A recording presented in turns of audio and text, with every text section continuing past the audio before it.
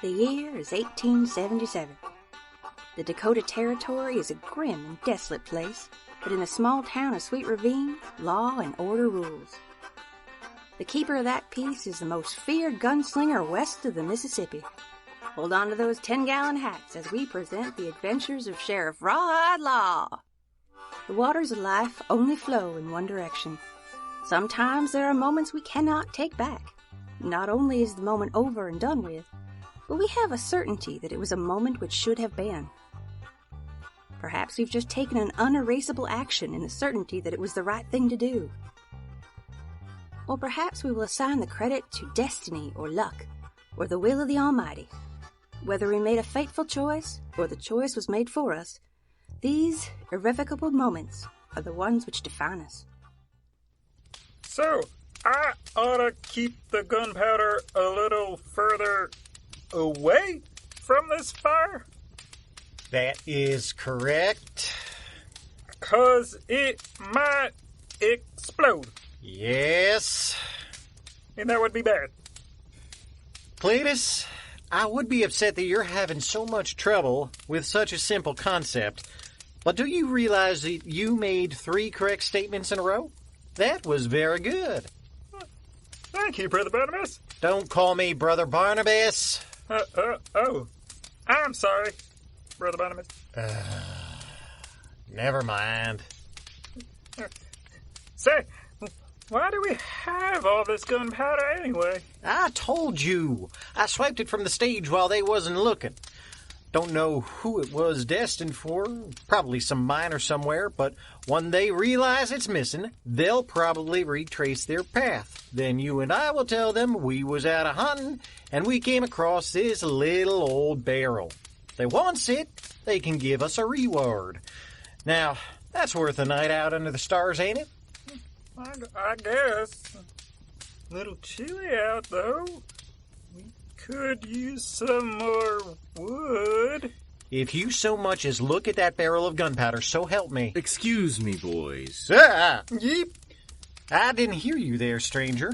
Sorry about that. Haven't eaten in a few days, so I don't imagine I weigh enough to make a lot of noise. Of course not. That's just science. I don't suppose you're the type of fellows who'd share a little bit of your food with a hungry man.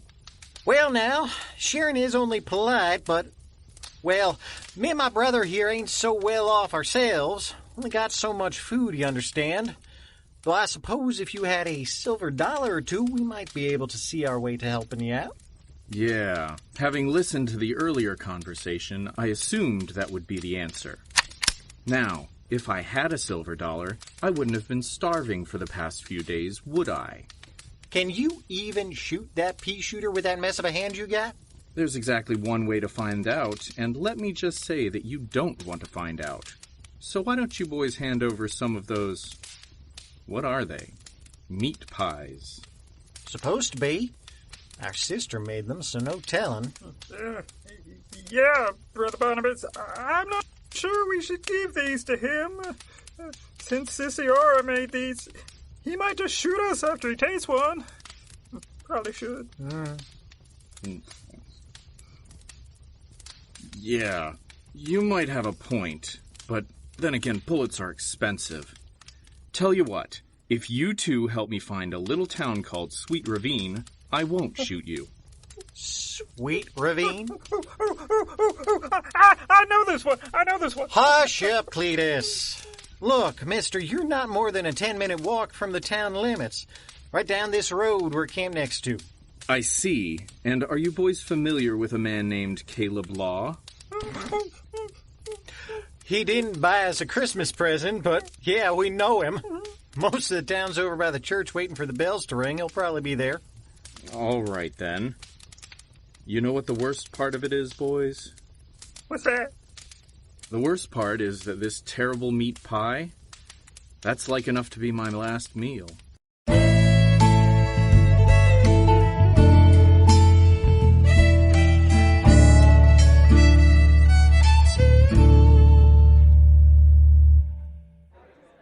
Now, Miss Kitty, where is your handsome doctor tonight? Oh, one of the Montgomery sisters was having labor pains last night, but way too soon. Her husband woke Silas up a few hours before the sun came up. She almost lost the baby. Oh, no. Oh, everyone pulled through, but he was just so exhausted. I sent him home. Well, that makes sense. Now you keep on taking care of that boy. Whew. Y'all right, Miss Annalee? This isn't the warmest coat I ever saw. Oh, don't you worry about me. No, Pipsqueak, that's my job for tonight. You head on over to the temperance movement and make sure they're doing all right. Yes, sir. Do not drink the punch. Oh, don't worry. I want to be able to walk home. Here. Now, what is this? Well, I didn't know you'd be staying with us all through Christmas, so I hadn't gotten you a gift yet. Since you're still here... A muffler. Oh, Alex, I'd say you shouldn't have, but in this weather, you absolutely should. Thank you. Oh, that's the warmest thing I ever had touch my neck. Bless you. You're welcome. Annalee, I hope you'll take this in the spirit it's meant. Why are you still here? When I first came here, we talked about a certain man. That's why. Yeah, I was worried you'd say that. You sure he's coming? Not sure, but I think he is. You hear the rumors in all the saloons with the good poker tables. Isn't the new year supposed to bring people hope for good fortune? Cards aren't dealt out yet, sugar. That is true. But you are the only person here who knows how stubborn my husband can be about all the wrong things. I do, yes. It's why you love him. Well, yes, but you don't gotta rub it in.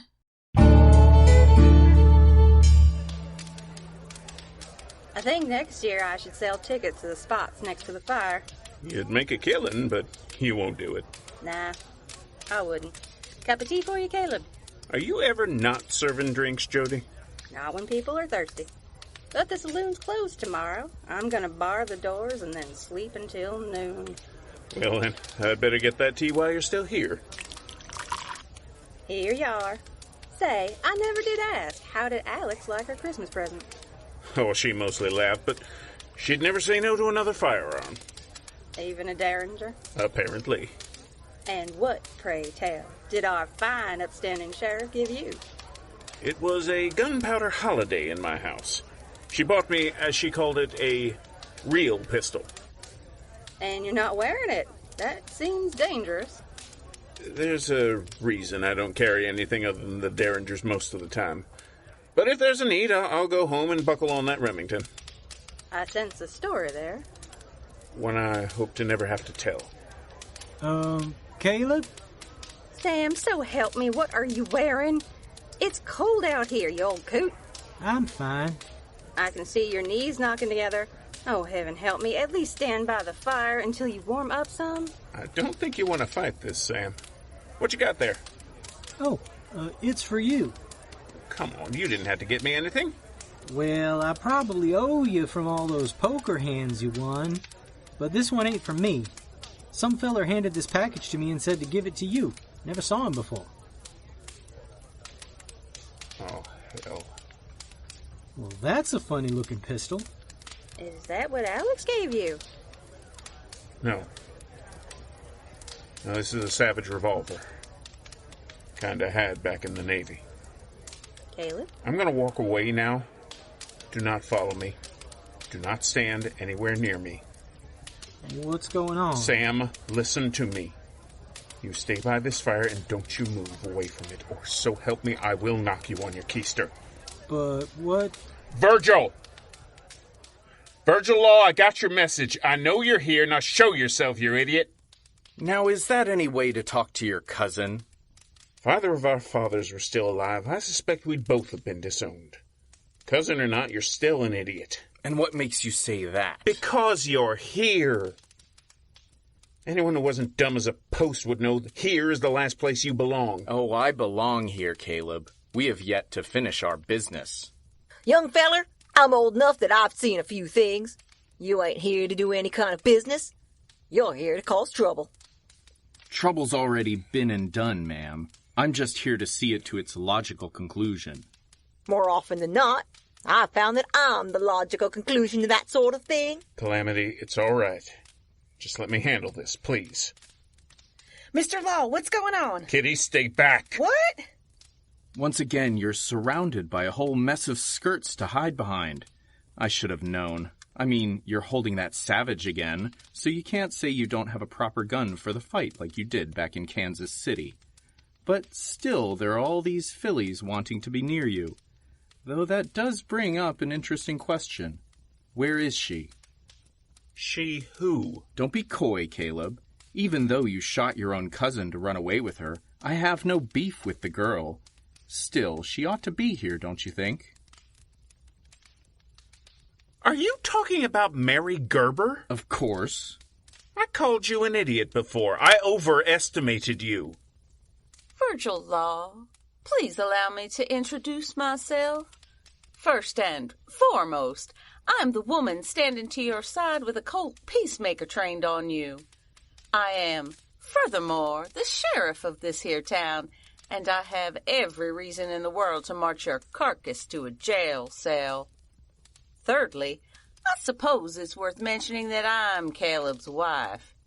And in case it's not obvious to you, my name is Alexandria Rawhide Laww, and I am most assuredly not Miss Mary Gerber. Mary spilled a little soup on your jacket, and you hit her so hard you broke 2 teeth. I did not call you on your behavior because I was secretly in love with her. I told you to stop because you were being a monster, and I wasn't about to stand there and let it happen. The war changed you, Caleb. You were never this sanctimonious when we were growing up. I think the difference is, I actually grew up. Well, that's nice and all, but I'm here because of your unfinished business. I shot you in the hip, and when you weren't smart enough to stay down, I shot the gun you were holding. That seemed to finish things for me. It's not finished, Caleb. I'm still alive. We can correct that, you know. No, he's got to do it himself. I promise you, I don't. I sign my name with my left hand these days since I can't hold a pen anymore. Every step I take is pure agony. You need to finish what you started. If walking is such an issue for you, maybe you should have stopped following him halfway across the country. Enough. Caleb, I ain't leaving until one of us is in the ground. I'm not sure you thought this through, feller. If one of you has to go, a fair number of us have a decided preference. I'm pretty sure this is what I was suggesting in the first place, but I ain't picky. The rest of you can hop on the bandwagon. No. Everyone stay out of this. Mr. Laww, why won't you let us help you? Because of what happened to me. Caleb, it's all right. He was trying to kill you back in St. Louis, but with that useless hand of his, he hit me. I know it was touch and go for a little bit there, but I'm all right. It's not going to happen again. Annalie, stay back. Sweetie pie, listen to her. You got a wife who loves you and all the friends you could ever want here. You don't have to do this alone. And we're not going to let him hurt anyone. You make a good point, ma'am. Maybe if he's got to worry about some of the rest of you folks, he might be a bit more inspired to behave like a man. I guess we'll start with... No! Colt's got a bigger bullet than the old savage. If you ever use that hand again for anything, I'll eat my own hat. Alex, watch out. Ah!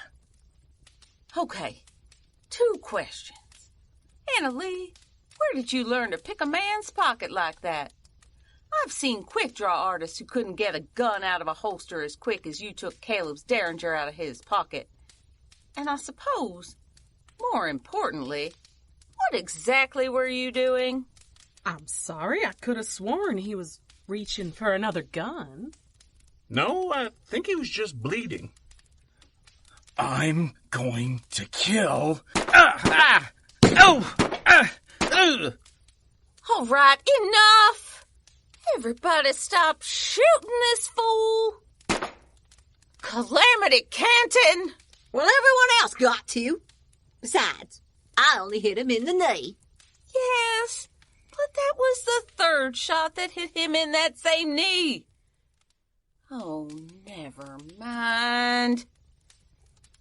Pipsqueak, go wake up your fiancé and tell him we're all sorry to mess with his beauty sleep. If you walk slow and this fool bleeds to death, I don't rightly think anyone will mind. As for you, Mr. Laww, it's because of you that my husband came to this town. For that reason only, you get a warning. We are done here. Assuming you make it through the night, you'll be rode out of town as soon as the doctor clears you. If you ever come anywhere near my town again, I and any other citizen who recognizes you will unload our pistols. But nobody's going to shoot to kill. We'll just make sure you're in a lot of pain and let you lie out under the Dakota stars until you crawl your miserable way out of Sweet Ravine. Now, I imagine you'd like to pass out about now, so maybe get to that. Darling. Yes, sweetie pie? What is it you've got to say to me? There's only one thing I have to say to you. To everyone in this town, really. And apparently it's Happy New Year. The year is 1878. The Dakota Territory is a grim and desolate place, but in the small town of Sweet Ravine, law and order rules. The keeper of that peace is the most feared gunslinger west of the Mississippi, Sheriff Alex Rawhide Laww. You've been listening to Rawhide Laww, Episode 15, produced by Seat of Our Pants Players, written and directed by Dan Wenzel.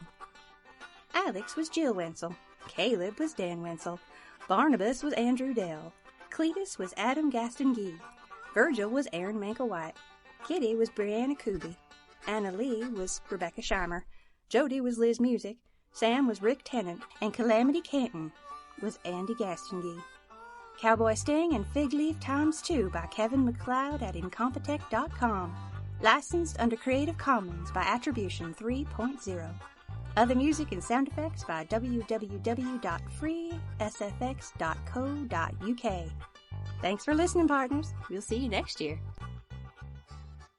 Hello, everyone. 2024 is right around the corner, and all of us at Seat of Our Pants Players wish you a safe and happy New Year. If you've been supporting us on Patreon, thank you. And an extra special thanks to our Founder of the Feast supporter. But whether you can support us on Patreon or not, we hope you'll keep on enjoying, keep on sharing, keep on laughing. As always, thanks for listening, everybody. We'll talk to you next year.